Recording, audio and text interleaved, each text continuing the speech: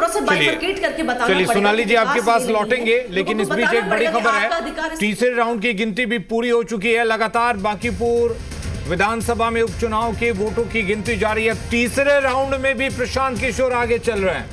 बड़ी खबर, प्रशांत किशोर नीरज सिन्हा से 1162 वोट से आगे हैं, यानी कि तीसरे राउंड तक प्रशांत किशोर को 5032 वोट मिले हैं और बीजेपी के नीरज सिन्हा को 3870 वोट। फासला बढ़ता हुआ और आरजेडी के रेखा गुप्ता 767 वोट के साथ तीसरे नंबर पर हैं। बड़ी खबर इस वक्त की, और बड़ी नहीं सबसे बड़ी खबर कहेंगे, 1 2 3 राउंड की गिनती पूरी हो चुकी है। हालांकि अब भी 28 राउंड की गिनती बाकी है, लेकिन लगातार पहले राउंड से प्रशांत किशोर आगे बने हुए हैं। तीसरे राउंड में 1162 वोट की बढ़त उन्होंने बना ली है। कुल 5032 वोट मिले हैं। आप अंदाजा लगा सकते हैं 3870 वोट मिले हैं बीजेपी के नीरज सिन्हा को, जबकि अभी तक 4 अंक नहीं छू पाई हैं आरजेडी की रेखा गुप्ता। तो हमारे साथ बिल्कुल प्रीति मेहमान भी जुड़े हुए हैं। आरजू जी से रिएक्शन ले लेते हैं। आरजू जी, 3870 5032 की लड़ाई के बीच आपकी जो उम्मीदवार है वो 1000 का आंकड़ा भी अब तक 3 राउंड के बाद टच नहीं कर पाई हैं। कुछ सैकड़ों वोट की बात लगातार बीजेपी कह रही थी। एक सवाल तो ये है, दूसरी बात ये कि अब आपको लग रहा है कि कहीं ना कहीं तेजस्वी यादव का चुनाव से और हाउस से गायब रहना खामियाजा रेखा गुप्ता को भुगतना पड़ रहा है।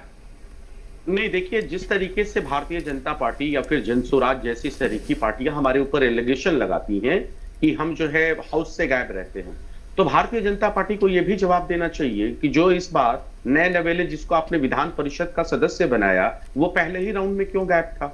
इस पे आपकी जवाबदेही क्या होगी? इस पे आप जवाब नहीं देते हैं। और देखिए होता क्या है ना, मैं प्रशांत किशोर के बारे में अगर कह लूं, भारतीय जनता पार्टी के बारे में कह लूं, जिस तरीके से प्रधानमंत्री आदरणीय नरेंद्र मोदी जी आए थे और उन्होंने लच्छेदार भाषण दिए, उन्होंने कहा make in India, skill India, develop India, बहुत हो गई महंगाई की बात, अब की बार मोदी सरकार बुलेट ट्रेन आएंगे, 15 लाख खाते में आएंगे, स्विस बैंक से काले धन वापस आएंगे, ये सब क्या जमीन पर उतरा? लेकिन लोग क्या है ना कि भ्रमित हो गए। इन्होंने भरमाने में पूरी उनकी जो मंशा थी भरमाने की, ये कामयाब हो गए। आज फिर वो जो पैटर्न ये जो दिख रहा है आपके स्क्रीन पे 3 राउंड के बाद, मैं फिर वही चीज कह रहा हूं कि जनता क्या है ना कि यकीन कर ही लेती है नए नवेले लोगों पे, और उसके बाद में सिर्फ उसको हाथ मसलना पड़ता है। और हम लोग लगातार कहते आ रहे हैं और फिर आज को कह रहे हैं कि ये चोर सिपाही का खेल बंद कर दिए। आपने जिस तरीके से भारतीय जनता पार्टी का साथ दिया है, भारतीय जनता, अरे ये तो कह रही थी, विकास की बात कर रही थी जो जनसुराज की प्रवक्ता है वो भी, इन्होंने लेकिन अपने आप को इसमें इंक्लूड नहीं किया।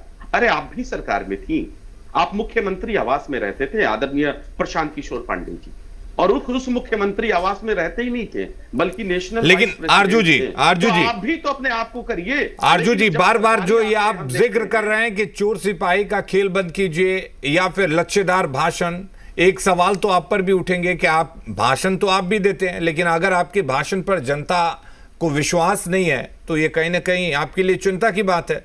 आप भी अपने भाषणों से जनता को एक तरह से आकर्षित कीजिए। आलिम साहब, बिहार प्रदेश की जनता already leader of opposition Tejashwi Prasad Yadav ji के चेहरे पर पूरी तरह से मुहर लगाती है, लगभग 2 करोड़ वोट देती है। आज से ये अलग बात है कि इनको जीतने के लिए छल और प्रपंच रचने पड़ते हैं। और आपने देखा किस तरीके से बिहार प्रदेश के अंदर कोड ऑफ कंडक्ट लागू था, लेकिन एक तरफ महिलाओं के खाते में 10-10 हजार रुपए जा रहे थे, और आधे घंटे पहले इलेक्शन कमिश्नर ज्ञानेश कुमार की तरफ से प्रेस कॉन्फ्रेंस हो रहे थे। किस तरीके से इन्होंने 10,000 रुपए महिलाओं के खाते में डाले, और उसका आज जो परिणाम है कितना गलत गया है कि इनको कॉन्टिजेंसी फंड से उस चुनाव को जीतने के लिए आज ये परिणाम हुआ है कि कॉन्टिजेंसी फंड से 3,662 करोड़ निकालने पड़े सामाजिक सुरक्षा पेंशन देने के लिए।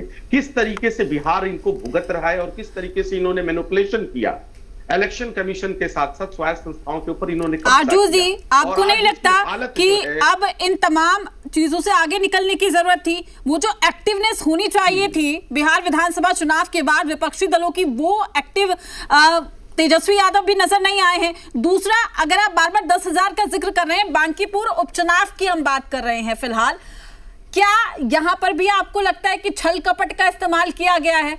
अगर आपकी पार्टी आगे होती तो शायद जनता का साथ होता, लेकिन अभी कोई और पार्टी का कैंडिडेट आगे है तो यहाँ पर भी छल कपट की राजनीति हुई है। मैंने कहा ना कि भारतीय जनता पार्टी का पैटर्न और जन स्वराज का पैटर्न सेम दिखता है। जब नए नवेले लोग आते हैं और टीवी स्क्रीन के ऊपर कहते हैं make in India, skill India, develop India और झोला उठाऊंगा और किसी चौराहे को चिन्हित कर लीजिएगा, ये कहते हैं तो जनता भ्रम में पड़ ही जाती है। जब कोई कहता है कि मैं गरीब घर का बेटा हूं और सर, जनता अब जनता स्मार्ट हो गई है सर आरजू जी, अब जनता बहुत स्मार्ट हो गई है। जनता को पढ़ाने और सिखाने की जरूरत नहीं है, वो समझते हैं कि उन्हें कहां पर अपने मत का किस तरीके से अपने अधिकारों का इस्तेमाल करना है। तो फिलहाल हम जनता को ये नहीं कह सकते कि वो भ्रम में आकर वोट करती है।